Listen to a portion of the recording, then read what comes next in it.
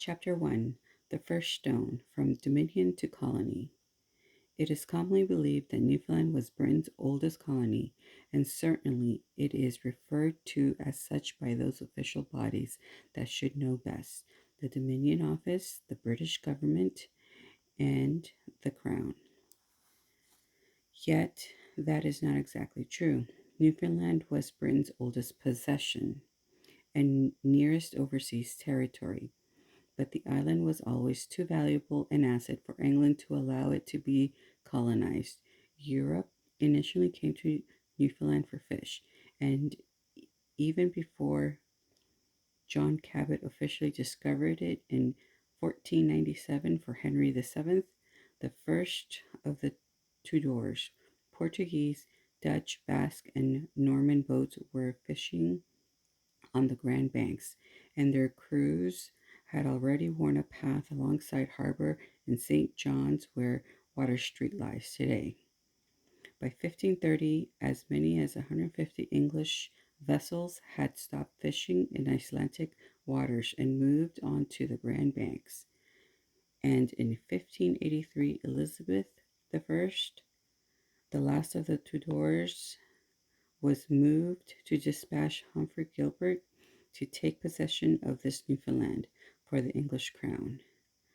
By the late 1700s, 20,000 Englishmen seamen were employed in the annual fishery with a total value of £600,000.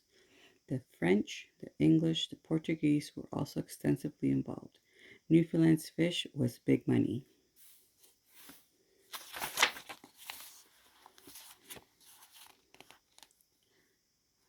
Unlike North American colonies that required plantations and communities of people to grow sugar, cotton, and tobacco, Newfoundland's primary resource was based not on land but offshore, and the entire operation could be hauled back to England after the fish season was uh, over each year. In the spring, either in ballast or landed with goods and provisions for the seamen. The sack supply ship left Britain for Portugal or some other foreign country to secure adequate supplies of staves and the all essential supply of salt. One expert explained, on arrival at Newfoundland, they obtained in exchange cargoes of dried fish for the West Indies or Mediterranean ports. Late in the autumn, these ships returned to England with wine, oil, and other commodities from abroad, or with the more precious bullion received in payment for the salted cod. The workmen, fit and trained on the fishing boats, went back to serve in England's growing navy. Neither the English merchants nor the English crown wanted any competition for this trade or these men from colonies settled in Newfoundland. So colonization was suppressed by the Western Charter of 1634 and again in 1698 by the act to encourage trade to Newfoundland.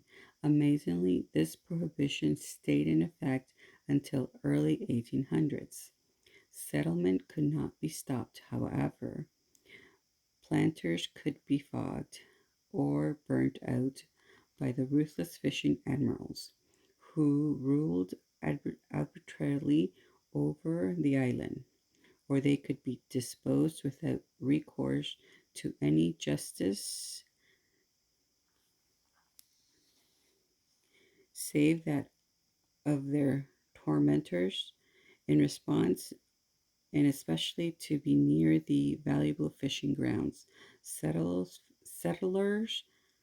fanned out into the innumerable coves and bays around the island, 6,000 miles of coastline, where they could live and fish as far from England justice as possible. Although there were these outports around the coast, their population, except for a handful of large communities, was often no more than a few hundred people, too small for the development of municipal governments. Consequently, the tradition of settlement in Newfoundland was very different from that of the North American mainland. The Newfoundland experience until well into the 19th century was not of lawful colonists building up the civic institutions of a state, but one of rugged individualists shy of all civic authority. Even in the 1930s, the Englishmen on the Amerly Royal Commission, who were sent out from London to determine the political and financial circumstances of the island, were shocked to find hardly any municipal government outside the city of St. John's. The legislature in St. John's did not have the support of local and municipal democratic institutions simply because they were none. Democracy had never been fostered. Newfoundland had to fight to get representative governments in 1832. Full responsible government was gained in 1855 when British finally agreed that it ought not to withhold from Newfoundland those institutions that the civil administration, which under the popular name of responsible government, had been adopted by all Her Majesty's neighboring possessions in North America. From the mid 1860s onwards, British policy favored a Canadian Confederation as the way to resolve the military and financial securities of its remaining North American colonies, including Newfoundland. Sir John A. Macdonald, Canada's first Prime Minister as of 1867, shared that goal of a nation stretching from coast to coast, but it was not the wish of the young country of Newfoundland, which resisted all efforts to draft it into the Canadian fold. Newfoundland did attend the Quebec Conference of 1864, and in 1895 the government of Prime Minister Sir William Whiteway sent a delegation to Ottawa to negotiate possible terms for Confederation. But for reasons both good and bad, Newfoundlanders ultimately decided not to join Canada. The Newfoundland Bank crash of 1894 brought Canadian banks and currency to the island as the price of the Canadian credit and greater financial stability. But the relationship between the two neighboring countries remained prickly. In 1905, after Prime Minister Sir Robert Bond successfully negotiated a free trade agreement for the sale of its fish with the United States, the island began trading. The island's biggest trading partner, Nova Scotia, immediately persuaded Ottawa to persuade London to demand that Washington cancel the treaty. That often seems to be the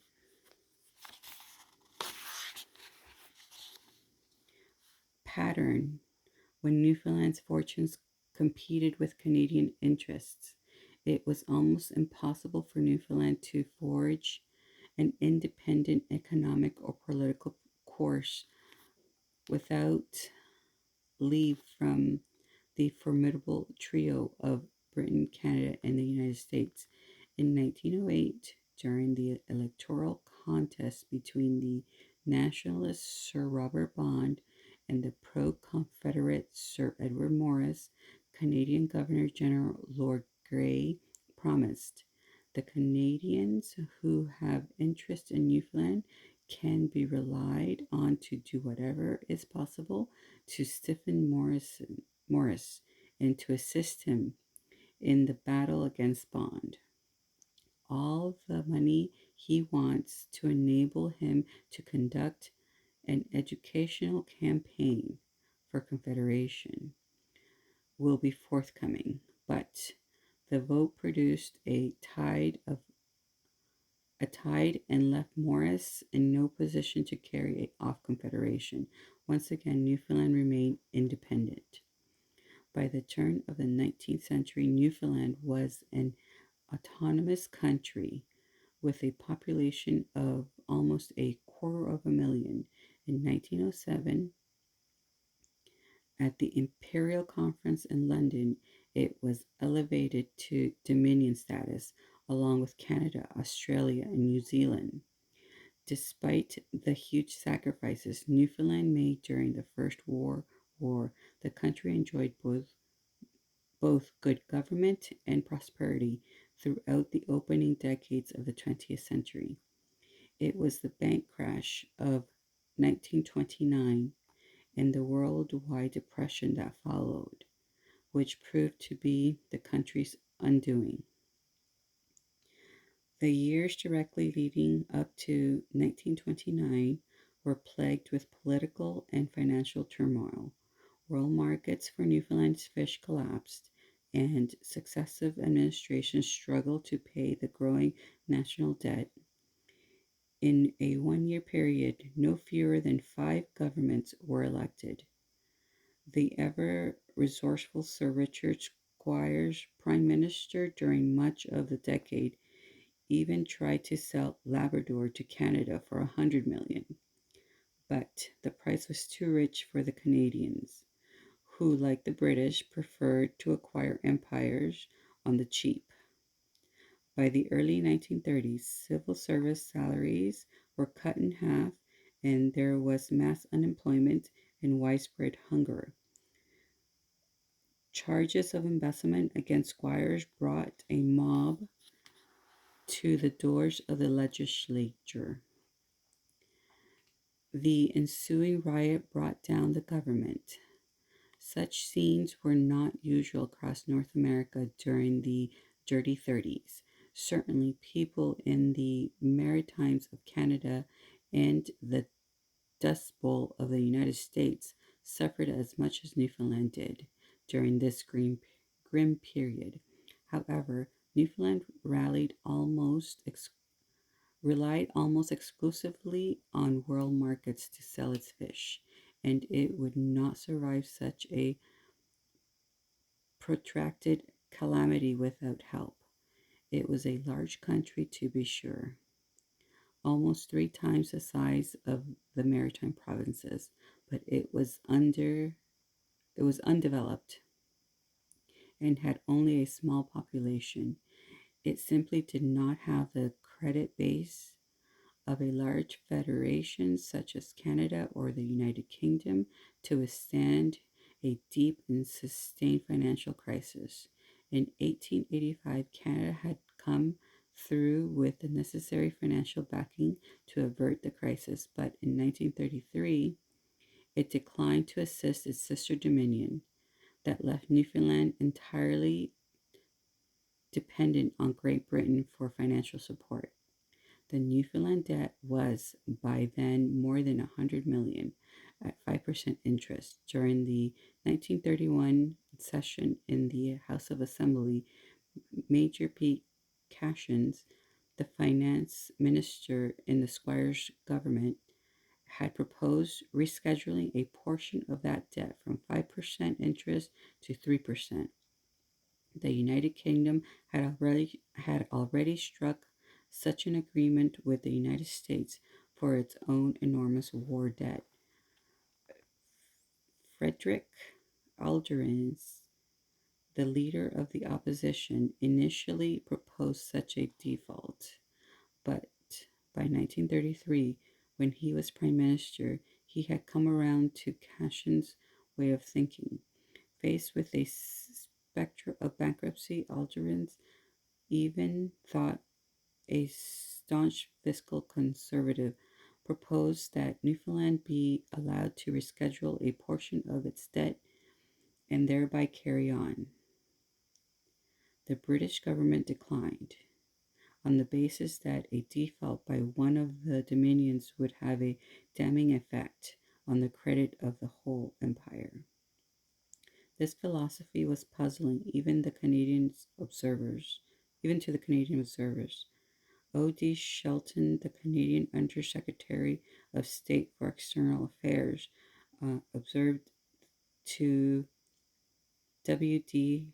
Harridge, the Canadian ambassador to Washington, "I have never been able to understand why Newfoundland should not be allowed to repudiate a portion of its debt when when the United Kingdom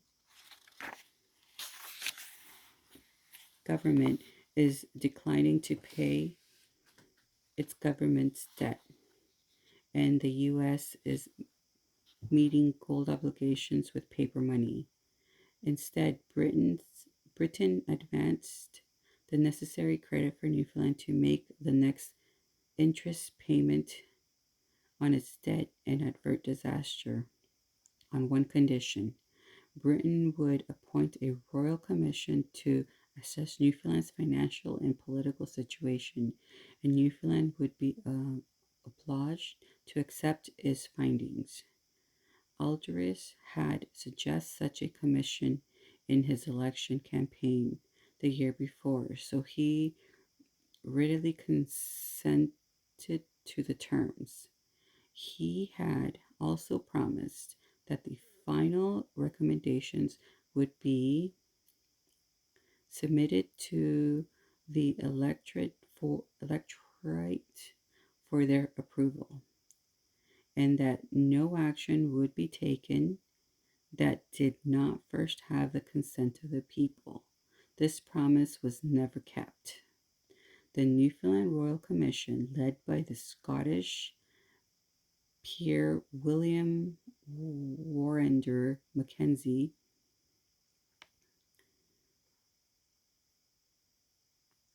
isn't Baron Amelie, and popularly called the Amelie Commission, arrived in St. John's in the spring of 1933. The other members were bankers Charles A. McGrath from Ontario as Canada's nominee and William Strath from Prince Edward Island as Newfoundland's representative. From the Canadian viewpoint, the British seemed already to have made up their minds.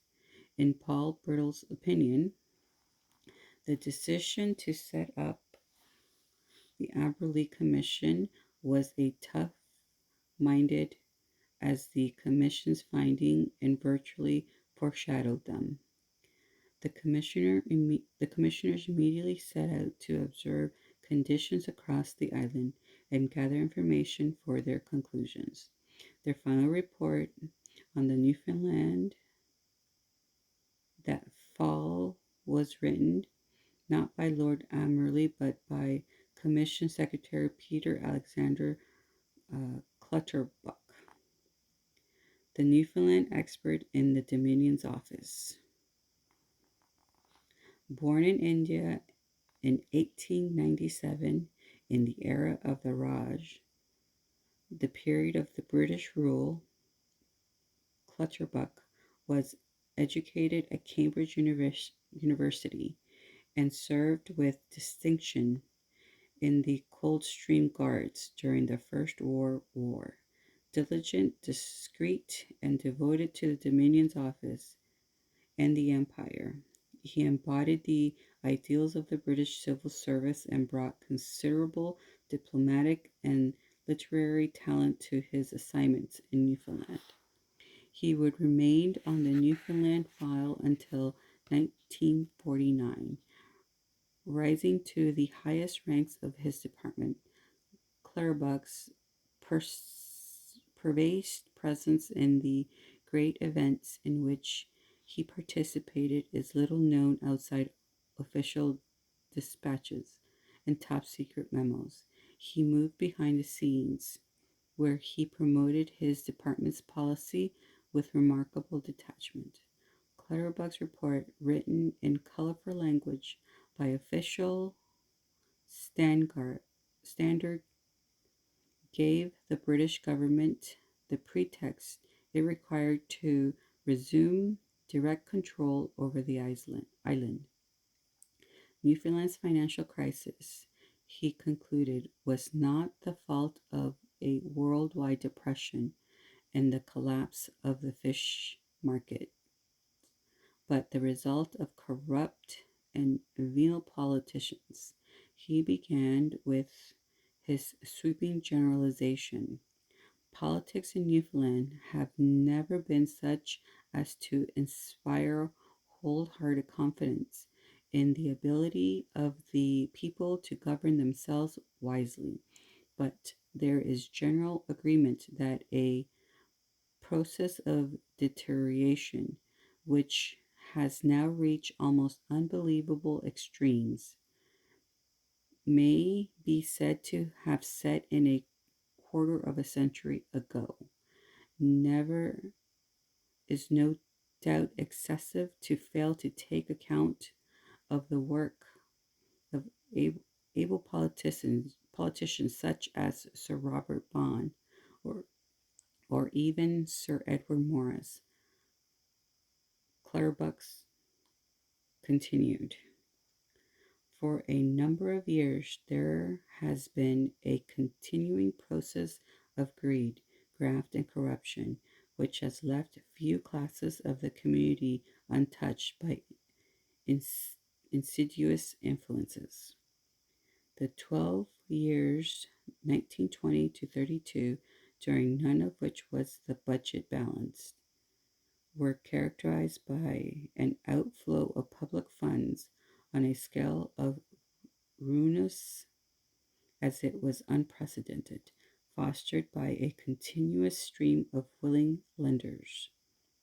A new era of industrial expansion, easy money, and profitable contact with a rich American continent was looked for and was deemed in part to have arrived. The public debt of the island was in 12 years, 1920 to 32, more than doubled. Its assets dissipated by improvident administration and people misled into acceptance of false standards, and the country sunk in waste and extravagance. The onset of the World Depression found the island with no reserves, its primary industry neglected, and its credit exhausted. As for the island's uh, financial difficulties, the report allowed that they have been intensified by the World Depression, but they are also due primarily to the persistent extravagance and neglect of poor financial principles on the part of successive governments during the years 1920 to 31. Lord Amerley attributes all this bad government to his view that there is no leisure class and the great majority of the people are quite unfit to play a part in public life. The so called modernization of politics and the introduction into political life of men who sought to make a living out of their political activities have been responsible for the deplorable state of affairs. In short, Newfoundlanders did not have the leisure for democracy. The report recommended that Great Britain should guarantee the Newfoundland debt, but that the Newfoundland leisure should be revoked.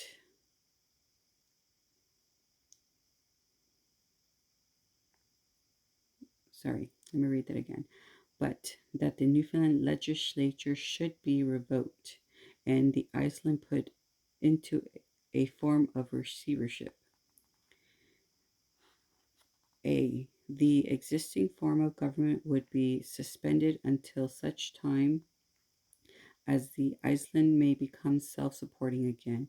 B. A special commission of government would be created. C.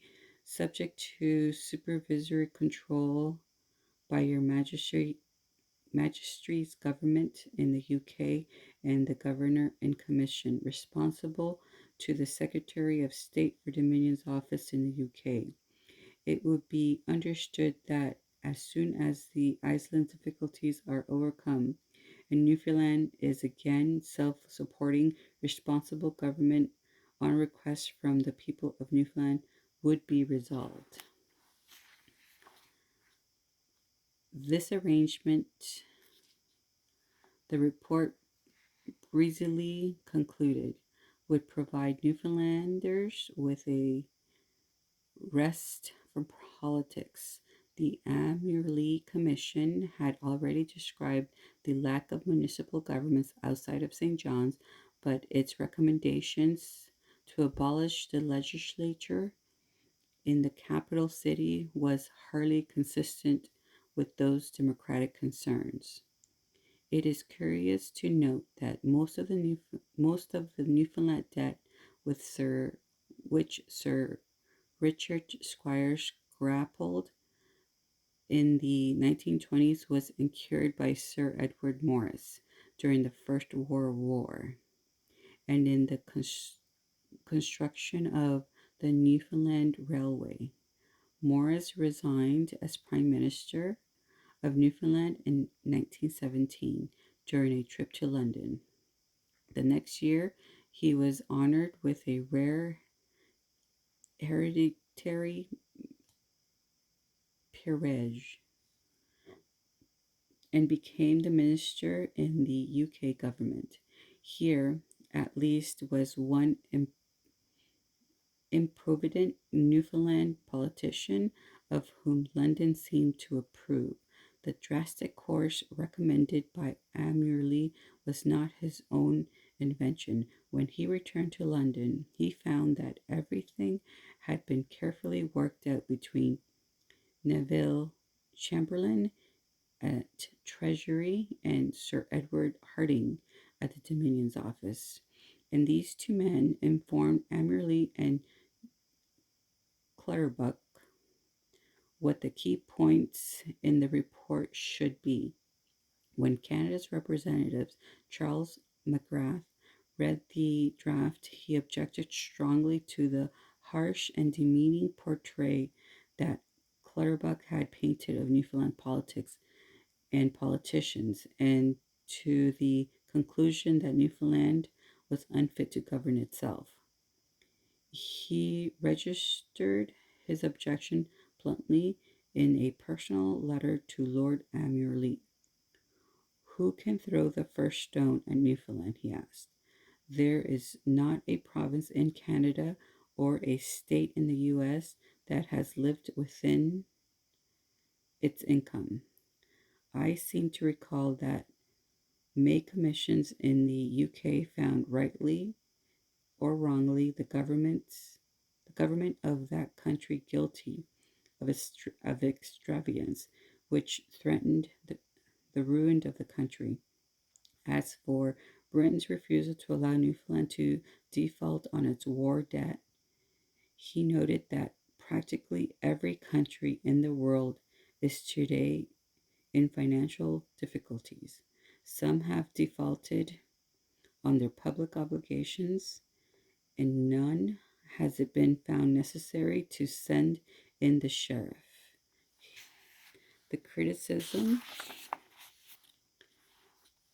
is, is apparently exaggerated for the purpose of building up a case for drastic and extravagant remedies in substantial revision of Newfoundland to a crown colony.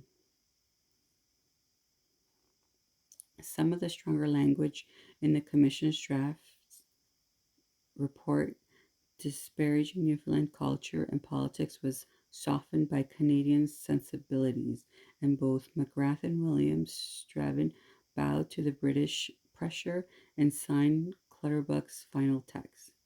It recommended revoking the Newfoundland legislature and handing the country over to Britain in receivership. Canada's Prime Minister Richard Bennett had already announced that Canada would not participate in any financial assistance to Newfoundland. So McGrath and Starvert were left with little leverage.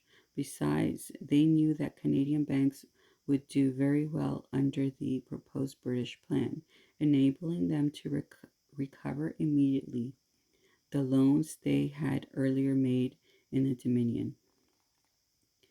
With the gun to his head, Prime Minister Alderdice accepted the verdict. He realized that certain members of his government would find it difficult to vote for the establishment of a commission of government from Great Britain, which would be the instrument of their own extinction and leave them without jobs. Alderdice himself and several other favored men received appointments within the new British administration. As for others, Governor Sir David Anderson and chair of the new commission cynically assured Alderdice that the few $1,000s annually to be spent to ensure acceptance would be well invested. Compensation for the losing party was not uncommon in deals between imperial and colonial elites. It provided for the smooth running of the empire. In this case, however, Noel Treadham, the British finance supervisor already in Newfoundland, objected to the bribes, and they were never given out. Confederation was never considered. British now had other plans for its new possession. The elected legislature in St. John's would be replaced by the governor and 6 commissioners, 3 Englishmen and 3 Newfoundlanders, and the country would be run directly from the Dominion's office in London. Learn Macaulay's famous description of the rule by the East Indian Company, the strangest of all governments, designed for the strangest of all empires, proved an apt description a century later for Britain's oldest, now newest colony. Newfoundland's commission of government was a novel arrangement in every sense and a very odd constitutional duck. But the British were determined to make it quack. Both McGrath and Stravert felt strongly the federation with Canada was the best long-term solution for Newfoundland. And when the new British governor, Sir Murphy Wallen, arrived in St. John's in February 1936, he agreed with them. Although many Canadian officials felt the same way, they were in no hurry to make the deal. Ambassador W.D. Heritage in Washington wrote to his boss, O.D. Skelton, in Ottawa in November 1933. Someday we shall have to take it, meaning Newfoundland, over, but at present I would regard the price as too high. It was the familiar Canadian complaint, and Skelton was of familiar mind. Skelton was of similar mind, but the mood was entirely different in Newfoundland. Despite the hard times brought on by the Great Depression, public opinion almost unanimously opposed any association with the cold and comfortless Canadian fold that had recently rejected the country in its hour of need. In reflecting on this complete reversal in British policy towards Newfoundland, Paul Brittle notes, there was a period, especially during the Second World War and after it, when the British government veered towards keeping Newfoundland in the British fold and nurturing it. He then offers his generous explanation. More than anything else, this probably reflected the affection which had developed for Newfoundland because of its unflinching and self affecting support of Britain in two wars. Similarly, sentiments should have carried more weight with British thinking. In 1933, Newfoundland had raised its own regiment at its own expense and sent its young men into battle for Britain in the First World War. The Newfoundland Regiment was virtually destroyed in one day in its first engagement at the Battle of Beaumont Hamel as part of the huge disaster that began the Battle of the Somme. Nevertheless, the regiment was reconstituted with new recruits from home, and at war's end it was rewarded as the only one in all the British empires to have royal incorporated into its name. The men of the Newfoundland Regiment rapidly showed their adaptability and ultimately developed a battle discipline equal to that of the old British regiments, and probably surpassing that of all the overseas troops. States stated the Cambridge History of the British Empire. The seamen of Newfoundland readily undertook almost impossible boarding operations in wild seas, which others would not face. Nothing but praise was accorded to the fleet. Newfoundland had suffered some of the heaviest losses per capita of any country in the British Empire. Of the 5,482 Newfoundlanders who went to war in 1914, 1,500 died, 2,314 were wounded, and 234 were decorated. By 1933, the portion of the Newfoundland debt dating from the First World War was approximately 40 million. Certainly, Newfoundland had a strong case for honorable default. And if Britain had allowed the country to reschedule just that portion of the debt, it would have enabled the island to carry on until better times. But Britain was not guided by such sentiments in 1933 or later in 1948.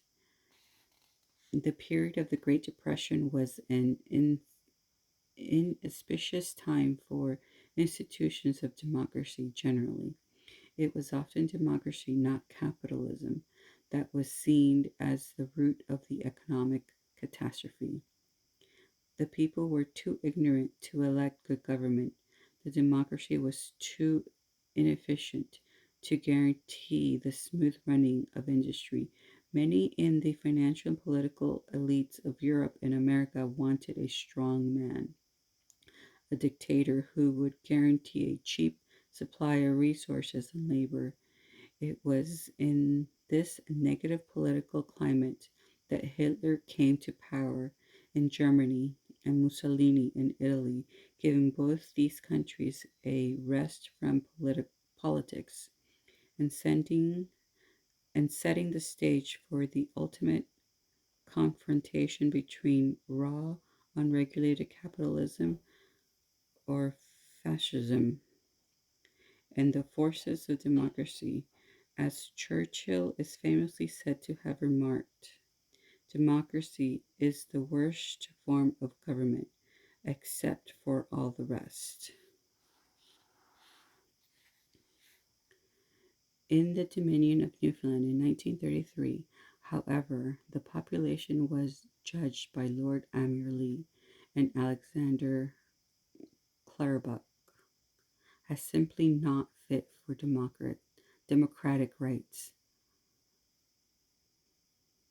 Clutterbuck concluded smoothly that in Newfoundland, considerations of constitutional status were regarded more as a matter of academic discussion than as a practical issue. The Amerley report, written very much in the spirit of the times, reduced the institutions of democracy to little more than a bureaucratic option for Newfoundland. The freedom of self-determination, deemed so essential for the great democracies, was here brushed aside. Democracy would enjoy a better reputation after the war, but little better treatment. Many Royal Commission reports sit on the shelves gathering dust once they are completed, but the drastic recommendations in the Amerley report were acted on in London with all possible haste. The Newfoundland Bill was put before the British Parliament on December 13th, 1933. Clement Attlee, the leader of the Labour Party, disputed the need for the bill and, indeed, the need for dismantling democracy in Newfoundland. Echoing McGrath's objection, he observed, all the best countries defaults now a day. It is about time the government faced the fact that the world could not stand the interests demanded by the money lenders. The main objection from the opposition ranked in the British Parliament was the lack of any cut-off date for the Commission of Government. Morgan Jones, the MP for, I'm going to butcher this one, Sirfily, wondered how the Newfoundland legislature would be restored in the future.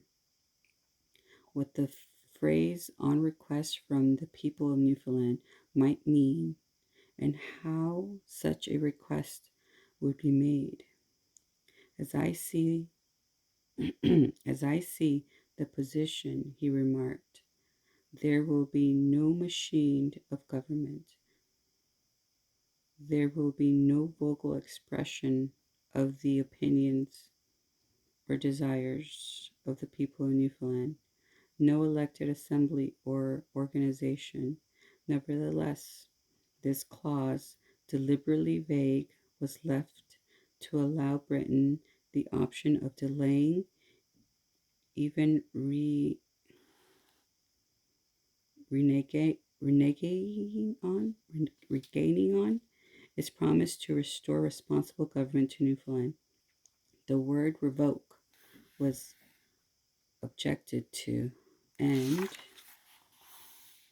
replaced by the word suspend in relation to the letters patent that established Newfoundland's legislature. No definite cutoff date was ever included, but J. H. Thomas, the Dominion Secretary, assured the House that temporary is written all over the bill.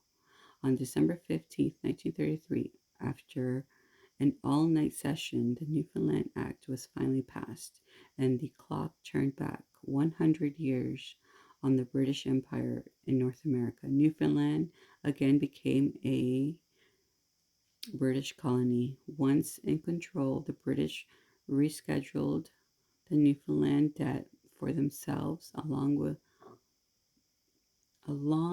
the lines that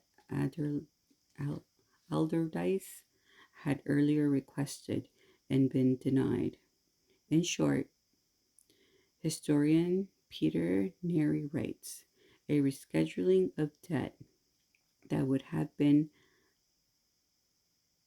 an anathema while Newfoundland was a self-governing dominion would be perfectly acceptable should she forego the constitutional status. The debate on the Amerly report continues. In the April 28, 2003 edition of the Globalist, an online magazine devoted to the global economy, politics, and culture, David Hale, writing about the International Monetary Fund, gave this perspective of the Newfoundland crisis in 1933.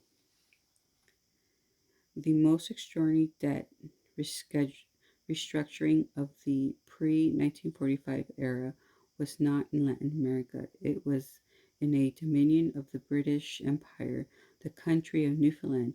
During the early 1930s, Newfoundland experienced a form of political punishment and national humiliation for its debt problem, which is unsurpassed by any other country since the emergence of government debt markets in the 17th century. The Royal Commissions proposed solutions to the crisis, but no parallels in any other sovereign debt restructuring. The notion that a self-governing community of 280,000 English-speaking people should give up both democratic and independence in order to avoid debt and default was unprecedented.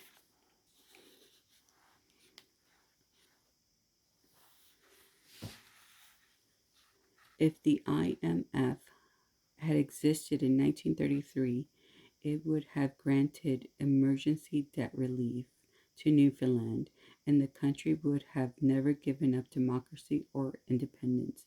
Indeed, democracy is now a precondition for IMF aid. The story is a reminder of why, in the aftermath of World War II, the nations of the world created the International Monetary Fund. They do not want nations to ever again confront a choice between debt and democracy. In 1933, Great Britain chose to humiliate Newfoundland and drag the country's reputation and that of its people through the mud. It did not, oh, sorry, it did so not because Newfoundland deserved such singular condemnation, but as a pretext to gain full control over the country while it was temporarily broke.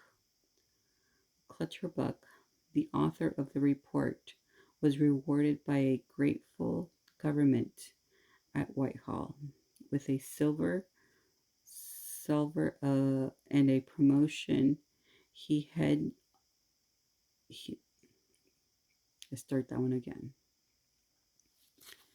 Let's go back to Clutterbuck, the author of the report, was rewarded by a grateful government at Whitehall with a salver and a promotion to head office in charge of Newfoundland's affairs at the Dominion office. He was offered a silver inkwell, but he requested the salver instead because he already had received an inkwell from another commission.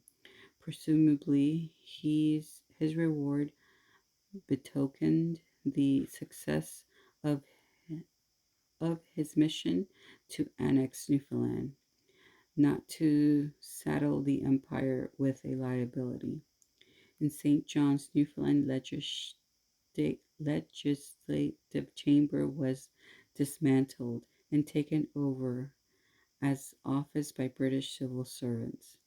The furnishings, the artifacts of 100 years of parliamentary democracy were cleared out, put in storage, or destroyed. This act of official vandalism, combined with the lack of any time limit on the new commission of government, added to the growing suspicion that the country had been annexed and that the British were there to stay. In 1935, 1 year after the takeover, Frederick Alderus, the former Newfoundland Prime Minister, wrote these bitter words to Lord Amerley. To you alone, I would say, if I had had any idea the present plan of government was to turn out as it has, I am afraid I would not have been so ready to accept it.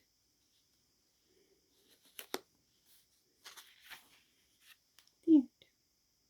Thank you.